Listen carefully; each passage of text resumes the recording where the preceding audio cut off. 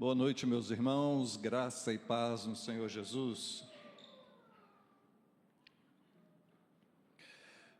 Por favor, abra a sua Bíblia em Efésios, no capítulo de número 4. Se vocês ainda não observaram, eu estou com uma bela camisa hoje, que foi gentilmente presenteada por vocês, igreja, no domingo passado, por ocasião do meu aniversário.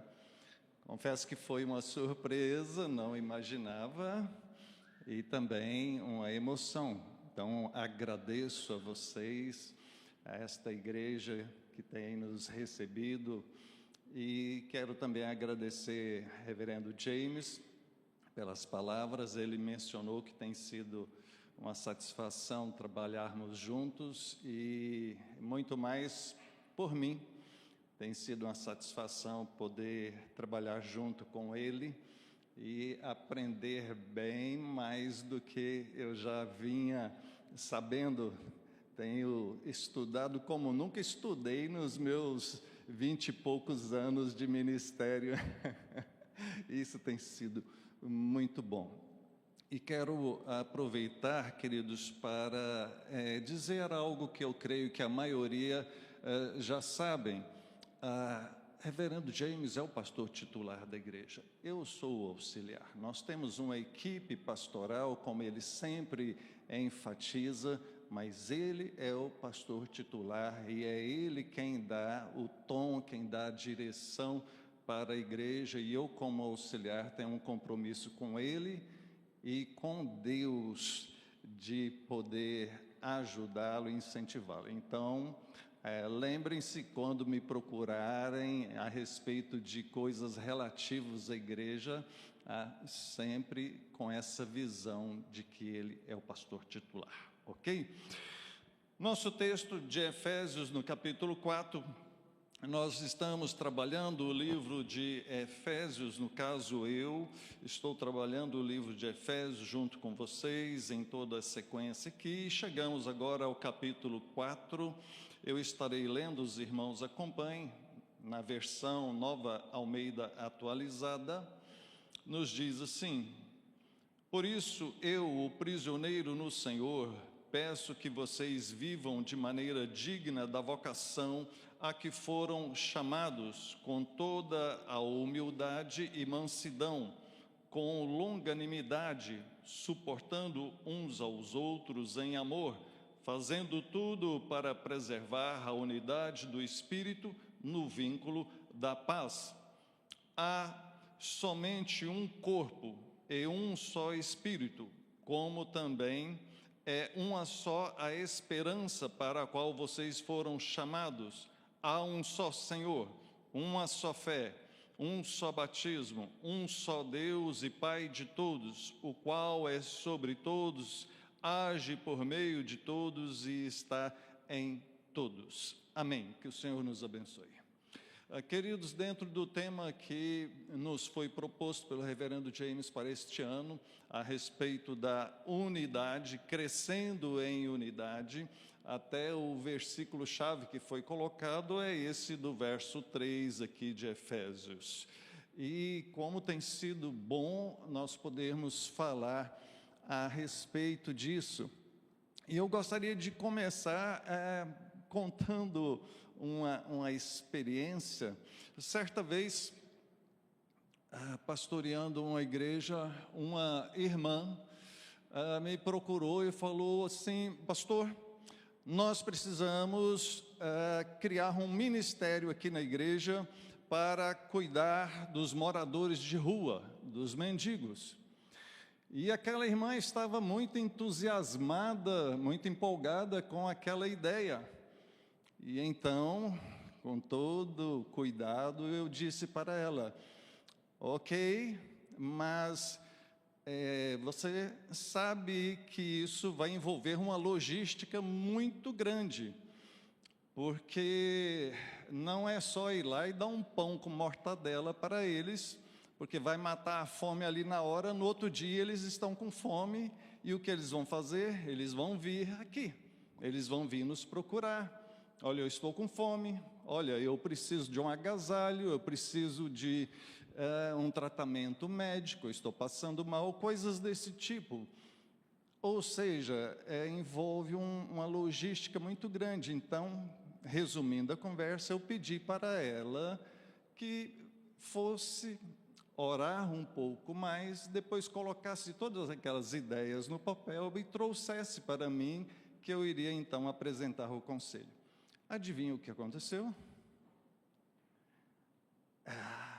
Ela não levou aquilo adiante. A ideia se perdeu. E quem foi o culpado? Foi aquele pastor que não tem amor, aquele pastor que não se preocupa com os moradores de rua.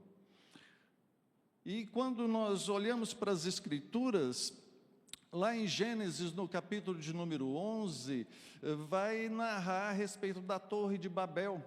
E você sabe, já viu alguma comparação entre a questão da Torre de Babel e o Pentecostes, em Atos 2?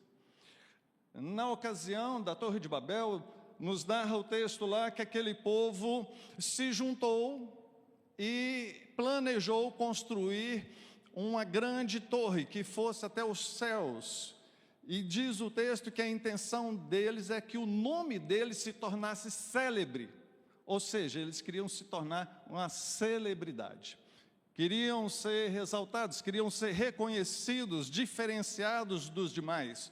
Uma unidade que levou eles a se ajuntarem em prol de uma construção, mas com um objetivo vaidoso. E Deus foi lá e confundiu tudo aquilo e lançou por terra toda aquela obra que não prosperou. Agora, quando nós olhamos para Atos, no capítulo 2, os discípulos estão ali, meio perdidos, sem saber o que fazer, e o Espírito Santo vem sobre eles com poder e manifesta ali, distribui a eles dons, a capacidade de falar em outras línguas, em outros idiomas, e com aquela capacidade eles saem por todas as regiões pregando o Evangelho. Uma unidade que foi movida pelo Espírito de Deus e que prosperou por conta disso. De um lado, lá em Babel, nós temos o exemplo de uma unidade que foi realizada, que aconteceu, mas com um propósito humano vaidoso.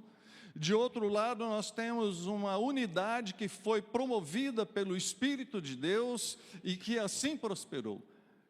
Então, meus queridos, quando o Senhor está na situação, quando o Senhor tem propósito naquilo, aquilo certamente prosperará. Porque o Deus que chama, que capacita, é Ele quem dá a vitória e o sucesso em cada questão. Se Deus estiver naquilo, certamente aquilo vai adiante. E é importante, então, de suma importância, que nós entendamos que por mais que ideias sejam boas, que intenções sejam boas, nós precisamos andar em conformidade com a vontade de Deus para a sua igreja, para a nossa vida, naquele determinado momento. Olhando para o nosso texto,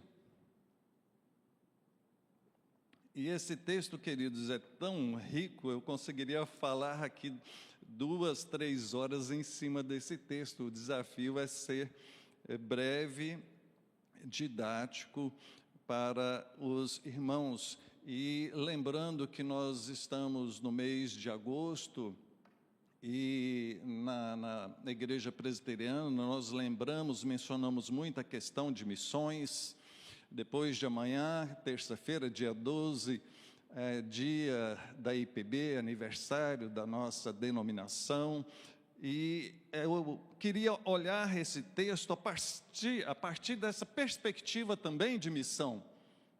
A unidade que Deus promove com o fim de usar-nos para uma missão que Ele mesmo concedeu e nos chamou. A nossa vocação, então, a nossa conduta, essa unidade que nós devemos ter e nos esforçar dentro da igreja, que é baseada no Senhor e tudo para a honra e a glória dEle. Observando o nosso texto mais de perto, como nós já falamos nos primeiros capítulos aqui, o apóstolo Paulo faz toda uma análise, um arrazoado teológico bem profundo. A carta aos Efésios é de uma profundidade teológica muito grande, mas também de uma profundidade prática enorme. Agora ele está trazendo aqui instruções diretas e práticas para a igreja. Observe, o primeiro ponto que eu quero destacar é essa vocação que nos une, que traz essa unidade para nós. O verso de número 1, ele diz: por isso eu, o prisioneiro no Senhor, peço que vocês vivam de maneira digna da vocação a que foram chamados. Perceba, ele está falando de chamado, ele está falando de vocação.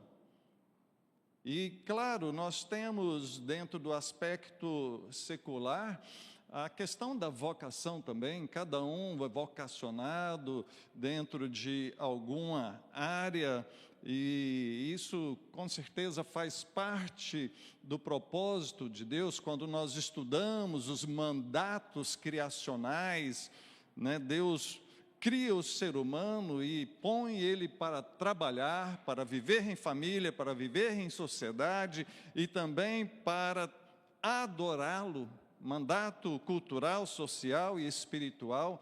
Então, dentro da sua profissão, daquilo que o Senhor te capacitou, te vocacionou, você ali estará servindo ao Senhor.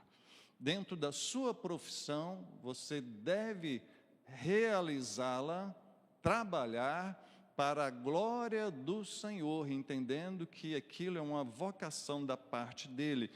Mas, então, além disso, nós temos que entender que somos vocacionados, chamados, eleitos por Deus, salvos pela graça e recriados para as boas obras. Tudo isso ele enfatizou nos textos anteriores, em especial, eu quero citar aqui no capítulo 2, os versos 8, 9 e 10, ele diz: pela graça vocês são salvos mediante a fé, isto não vem de vocês, é um dom de Deus, não é de obras para que ninguém se glorie, pois somos feitura dele, criados em Cristo Jesus para as boas obras, as quais Deus de antemão preparou para que andássemos nela. E aí, esse andar nessas boas obras, vem essa questão que ele menciona aqui, de viver de uma maneira digna dessa vocação pela qual o Senhor nos chamou. Viver de uma maneira, de um estilo de vida que vai realmente condizer, fazer jus ao nome que você carrega, ao título que você carrega como discípulo do Senhor Jesus. Como aquele que conhece a Deus, como aquele que foi salvo, redimido, feito uma nova criatura. Esse andar dignamente tem a ver com a nossa identidade cristã. E a verdade, nós mencionamos isso assim nos bastidores, né? Quando falamos de alguém que não está dando um bom testemunho, fulano não está dando um bom testemunho. O que nós queremos dizer quando mencionamos coisas desse tipo? De que ele não está praticando ou vivendo algo digno, compatível com a fé com que ele expressa. Ele vem à igreja, ele se diz cristão, ele participa das coisas, e lá fora ele pratica, vive algo que não é compatível com as Escrituras. Isso é hipocrisia, isso é viver de maneira contrária ao que somos chamados. E o apóstolo Paulo aqui primeiro, ele está clamando, eu rogo, eu peço de maneira veemente, eu que sou prisioneiro no Senhor. Ele se vê como alguém que está totalmente ligado e ao serviço do Senhor.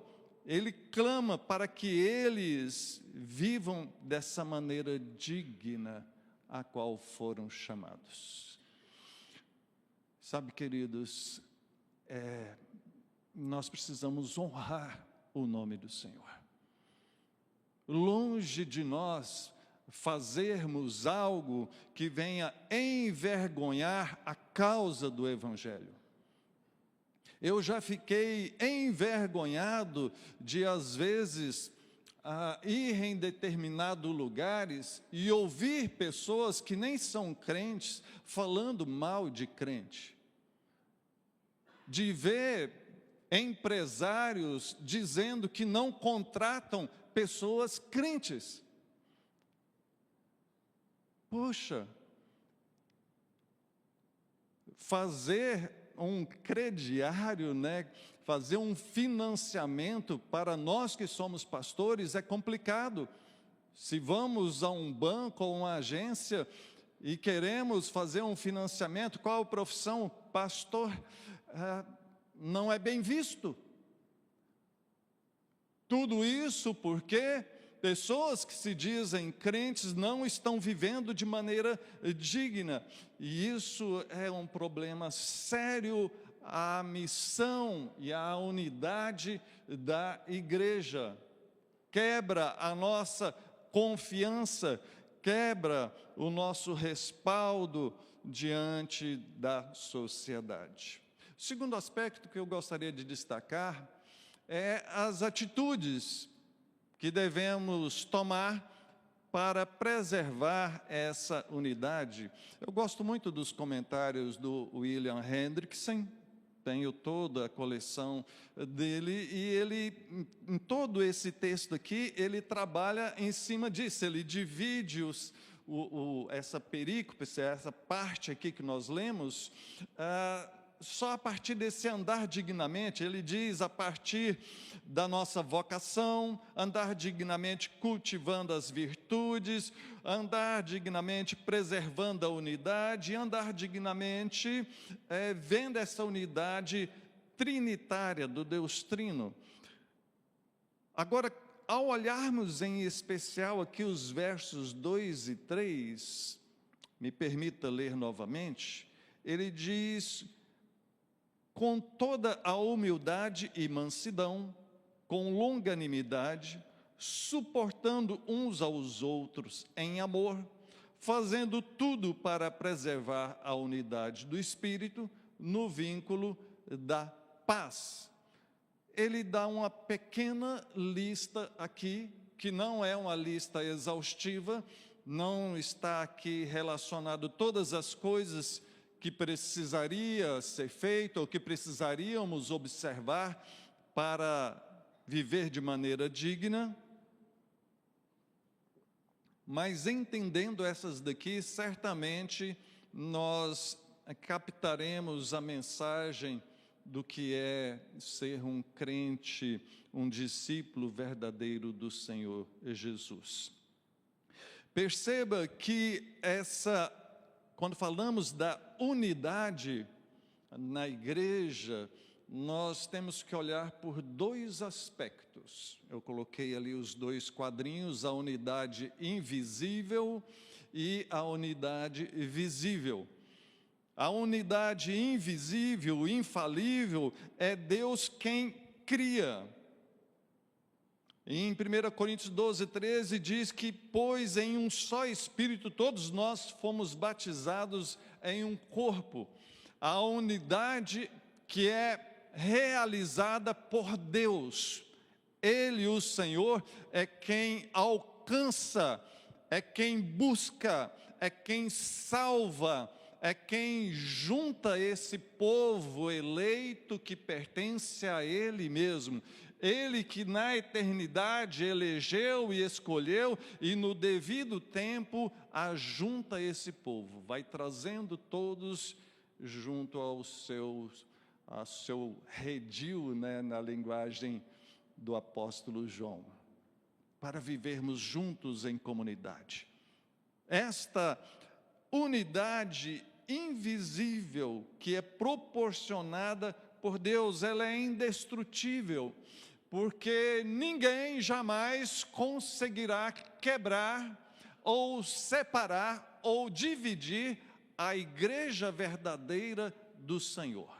Nós ouvimos histórias de igrejas locais que dividem, que racham, que têm problemas e coisas desse tipo, mas a igreja verdadeira, que é composta de todos os eleitos do Senhor em todos os lugares, essa jamais será abalada.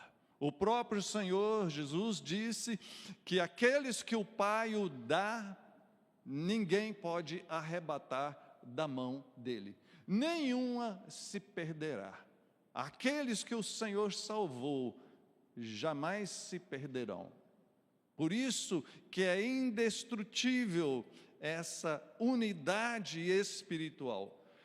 Mas há também o aspecto da unidade visível, da unidade local, que é essa que nós experimentamos aqui, como irmãos em Cristo, como família da fé, nos reunindo aqui neste lugar, e outros irmãos em tantas outras igrejas locais por aí.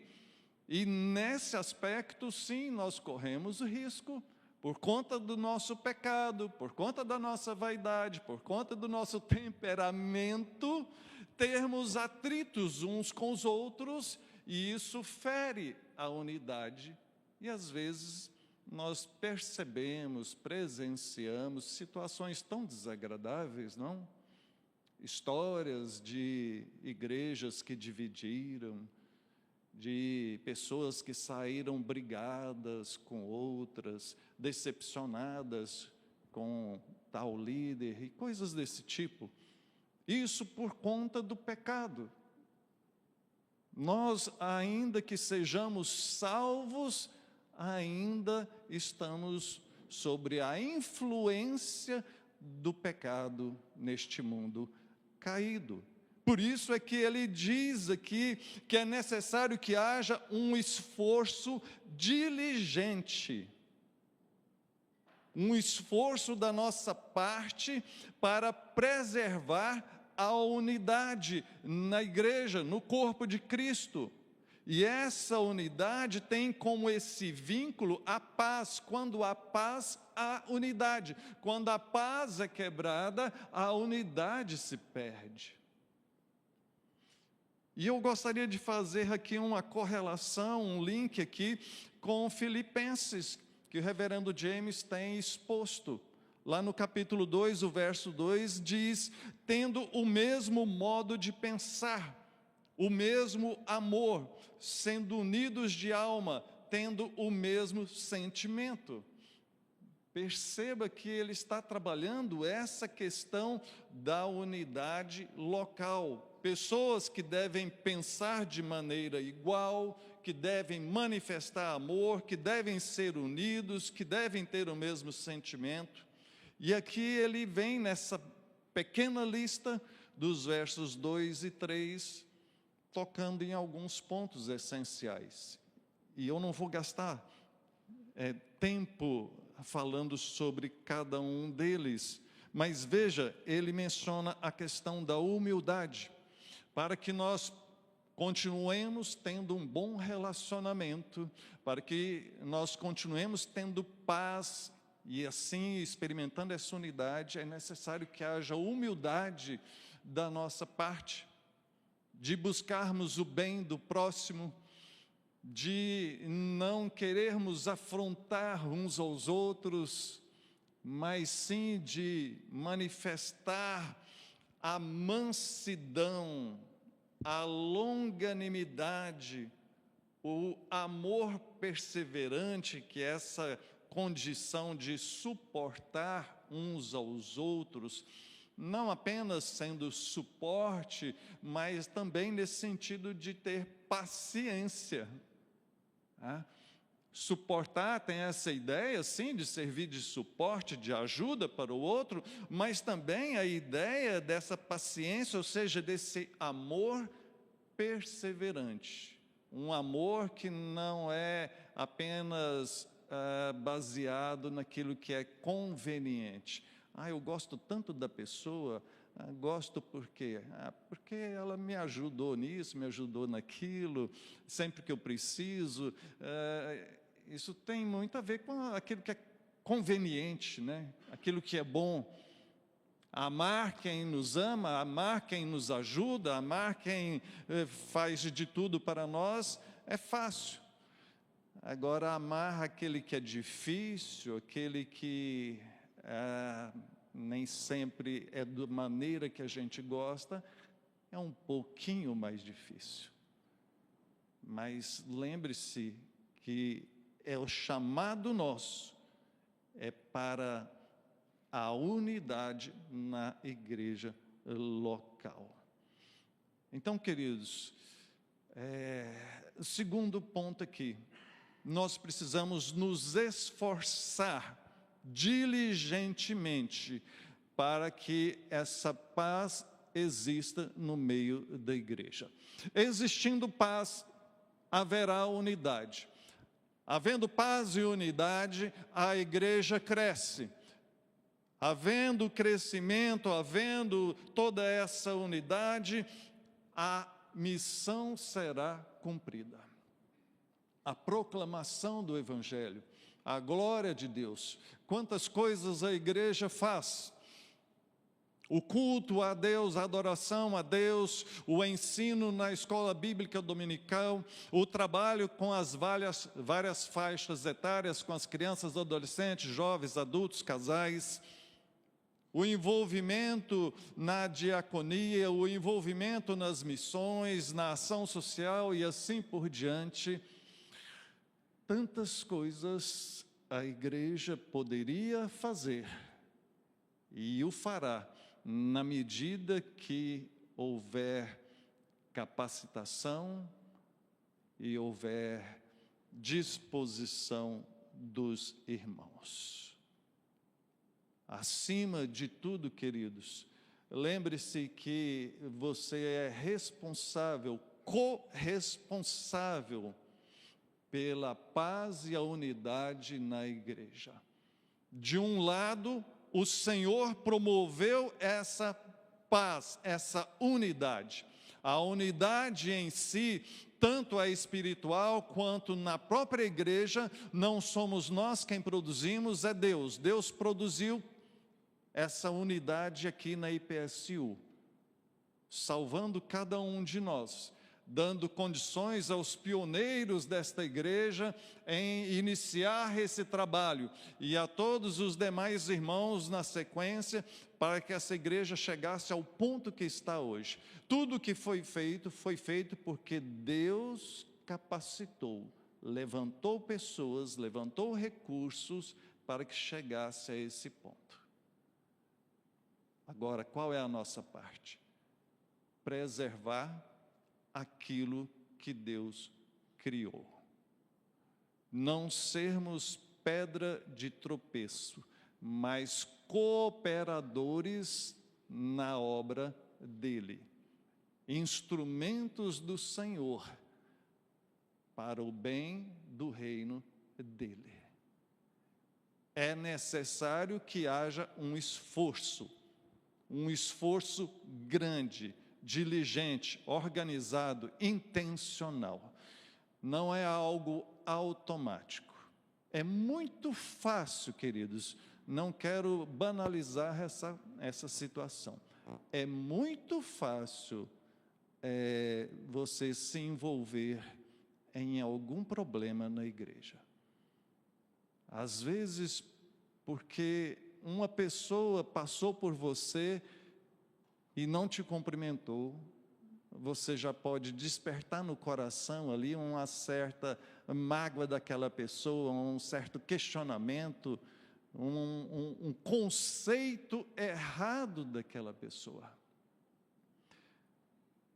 Um esforço da nossa parte para não deixar que coisas estranhas venham ao nosso coração e assim roubem essa paz na igreja. Terceira questão que eu gostaria de observar nesse texto é quando ele fala a respeito de Deus aqui. A Trindade é exposta de maneira linda aqui. Observe os versos 4 a 6. Há somente um corpo e um só Espírito, como também é uma só a esperança para a qual vocês foram chamados.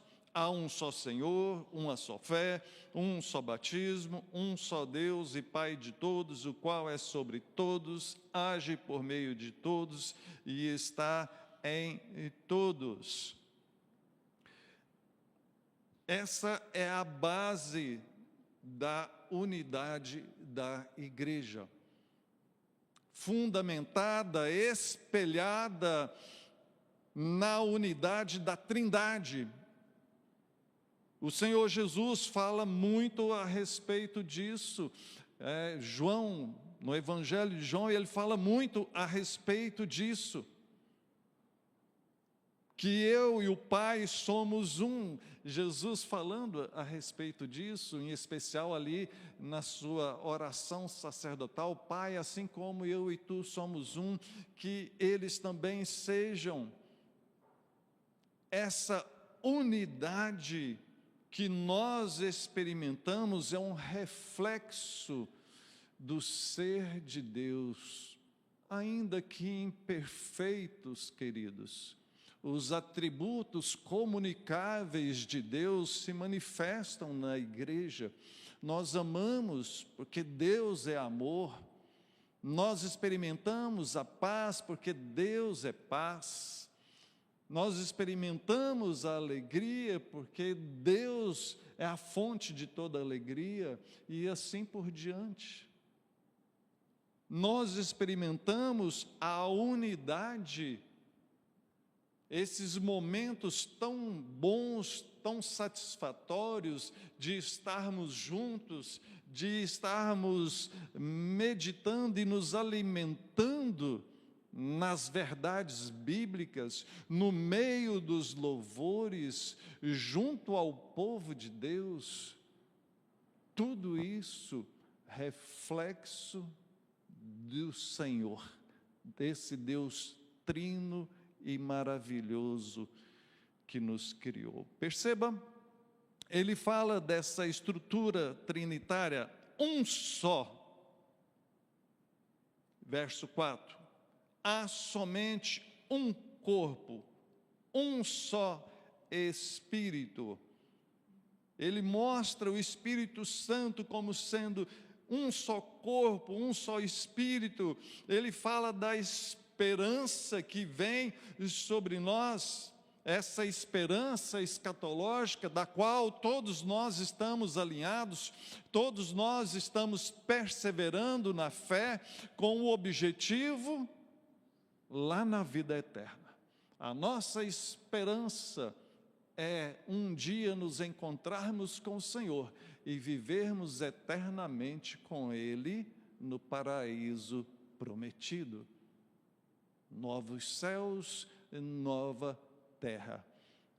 A nossa esperança não está aqui, mas está nas promessas da vida eterna que o Senhor trouxe para nós. Ele fala de um só Senhor, se referindo a Cristo. Ele fala de uma só fé, de um só batismo. Assim como o Senhor ordenou: fazei discípulos, batizando-os e ensinando-os. Essa é a fórmula, essa é a diretriz que o Senhor Jesus trouxe para a sua igreja.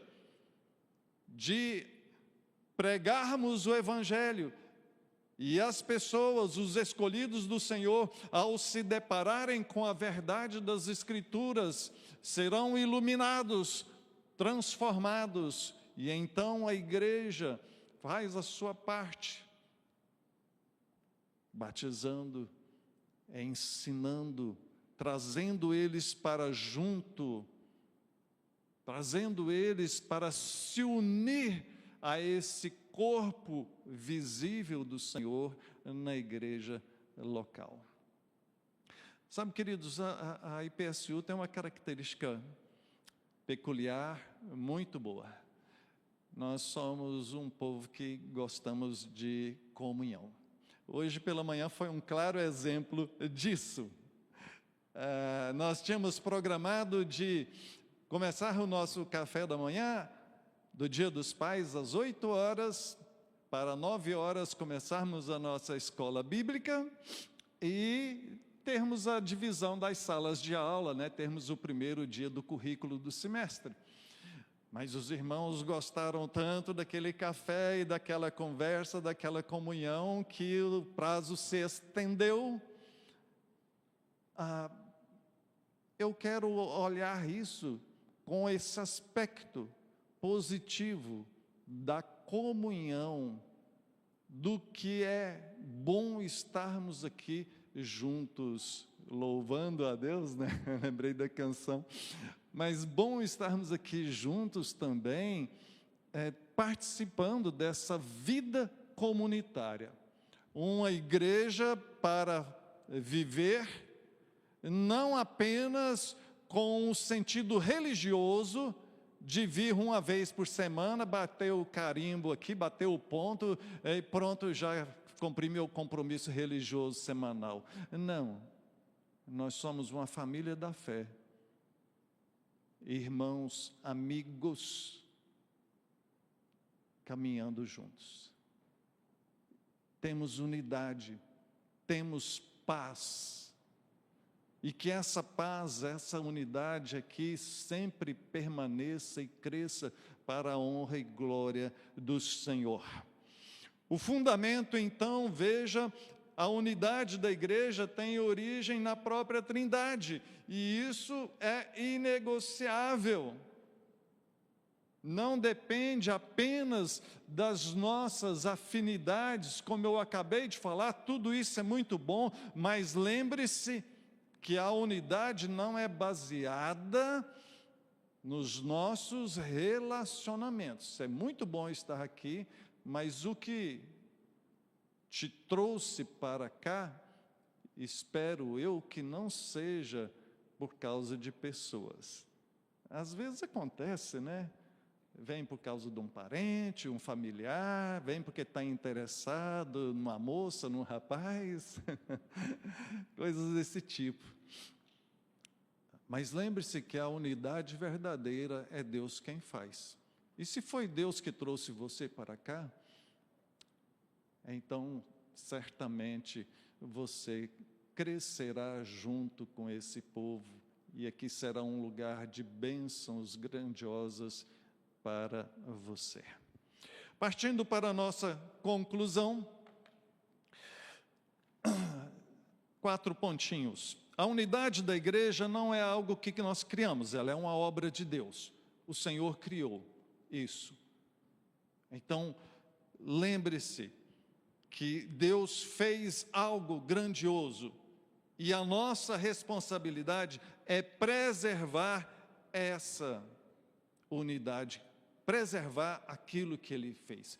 Eu vejo isso de maneira muito séria, porque Deus fez algo tão grandioso e, de repente, eu, porventura, fazer algo que vai abalar a paz no meio da igreja, misericórdia.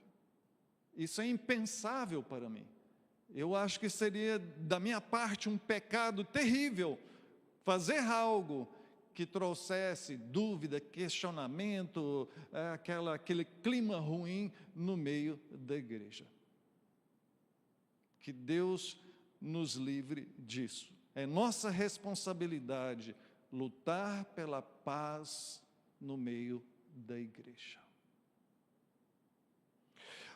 Unidade e missão estão interligadas. Não há missão saudável sem unidade, nem há unidade verdadeira sem missão. Então, veja que nós precisamos ter essa unidade para que a igreja consiga cumprir o seu propósito, a missão pela qual ou para a qual o Senhor a chamou. A base dessa unidade é doutrinária e também é trinitária. E eu quero encerrar com uma aplicação para nós. 4 pontos também. Primeiro, meu irmão, minha irmã, ajuste a sua vida ao Evangelho. Viva de modo coerente com Cristo. Faça um autoexame. Como está o seu testemunho? Como está a sua vida? As suas atitudes? Os seus relacionamentos? Aquilo que acontece em secreto? Ajuste isso para que você possa viver, para que você possa dormir de consciência tranquila, sabendo que você não está agindo contrário ao que o Senhor te chamou. Trate os irmãos com humildade, paciência, amor. Evite fofocas, divisões. Ou seja, lute pela paz no meio da igreja. Coloquei aqui de exemplos práticos: humildade, paciência, amor. Poderíamos colocar tantas outras coisas, mas lembre-se disso. Nos mínimos detalhes aqui da nossa convivência, das várias atividades e dos vários encontros que nós temos como membros desta igreja, procure sempre ser alguém amável, respeitável, alguém proativo, colaborador, disposto a ajudar, se envolvendo no que está acontecendo. Não seja um mero espectador de tudo que está sendo feito. Muita gente trabalhando, muita gente se esforçando para que as coisas aconteçam, e às vezes você está aí só salvo, sentado, satisfeito, né? Vamos envolver, abraçar e ajudar uns aos outros. Construa comunhão a partir do que nos une: Cristo. Deus eterno, Pai, Trino, é Ele quem nos uniu. Então, certa vez, conversando com uma senhora, acho que eu já contei isso aqui, né? A gente começa a repetir as histórias. Visitando uma senhora pioneira da igreja, e eu perguntei para ela, falei: olha, dona Ana, tantas pessoas já saíram da igreja, né? E a senhora é uma das que nunca saiu da igreja. E ela falou assim: meu filho, a gente não pode estar na igreja por causa de pessoas. Pessoas passam, vêm e vão. A gente tem que estar na igreja por causa de Jesus. Simples assim. Estar na igreja por causa de Jesus. Pessoas podem falhar, podem te decepcionar, mas o Senhor jamais. Sirva e evangelize junto com a igreja. Unidade preservada fortalece a missão. Concluo com essa questão, porque não podemos nos esquecer da nossa missão de pregar o Evangelho. Você convive com muitas pessoas, seja no seu trabalho, na sua família, no seu local de estudo e assim por diante. Você tem falado de Jesus, você tem anunciado o Evangelho, você tem procurado ajudar pessoas. O Senhor te capacitou para isso. Aqui nessa igreja você tem sido ensinado, capacitado, cuidado, não apenas para você se sentir bem, se sentir leve, né? Igual alguns falam, vou no culto, eu saio dali tão leve. Isso é bom, mas não é esse o objetivo, é te capacitar para que você possa ser sal e luz lá fora, para que você possa cumprir a sua missão. Então comece a exercitar isso, conversar com as pessoas, chegue para alguém e pergunta, posso orar por você? Você não precisa ser um pregador, não precisa anunciar o plano da salvação. Ore por alguém e aquilo, se Deus tocar no coração, aquilo vai ser o início para tantas outras coisas que podem vir depois. Que Deus te abençoe e te dê a alegria de ser instrumento de salvação na vida de outros. Vamos orar?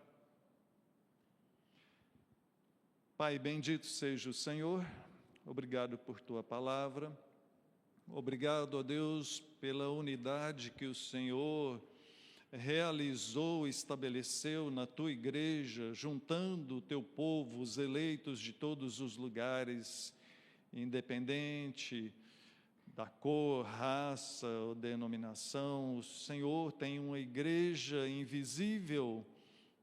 Ó Pai, também queremos agradecer por essa igreja local, pela IPSU, aonde o Senhor nos colocou e temos experimentado aqui essa unidade, essa paz, essa alegria de viver junto a pessoas com a mesma fé, com a mesma esperança, com o mesmo propósito de servir e agradar ao Senhor.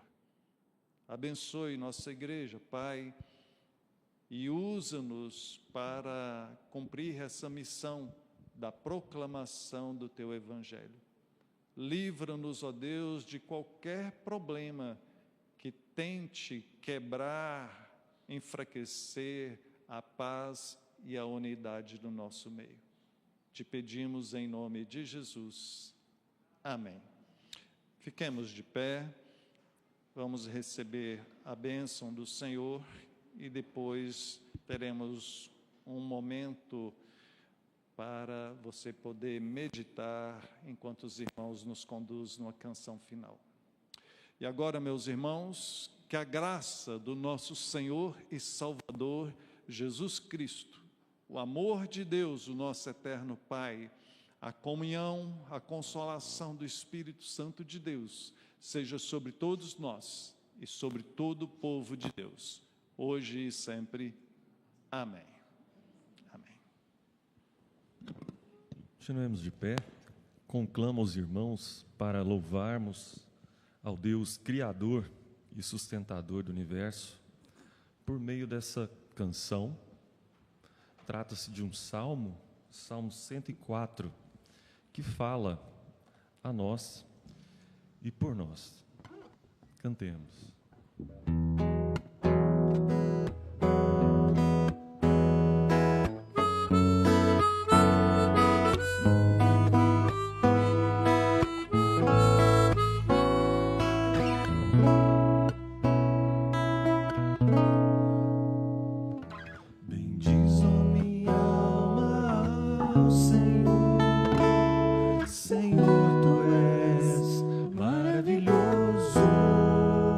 Vestido de glória e majestade, coberto de luz como de um manto, e são as cortinas da tua morada, os céus numa noite estrelada.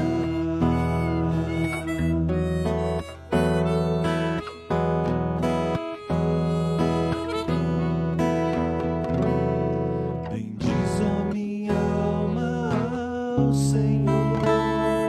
Senhor, tu és maravilhoso, vestido de glória e majestade, coberto de luz como de um manto, e são as cortinas da tua morada, os céus numa noite estrelada.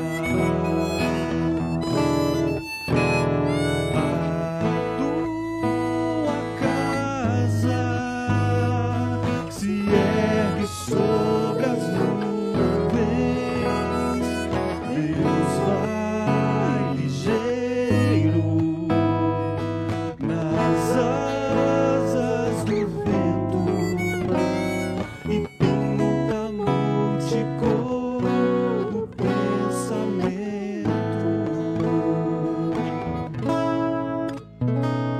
Momento, tempo inteiro de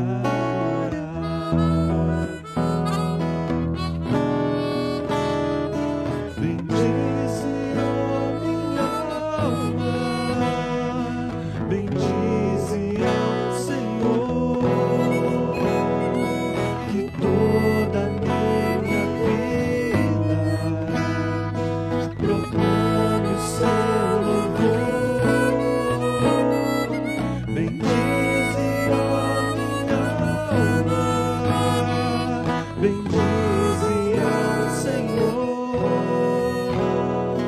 pra sempre penhorada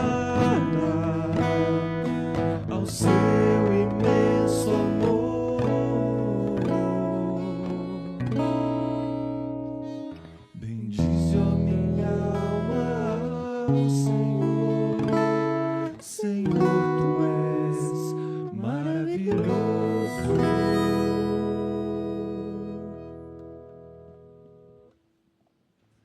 Amém. Pode se sentar.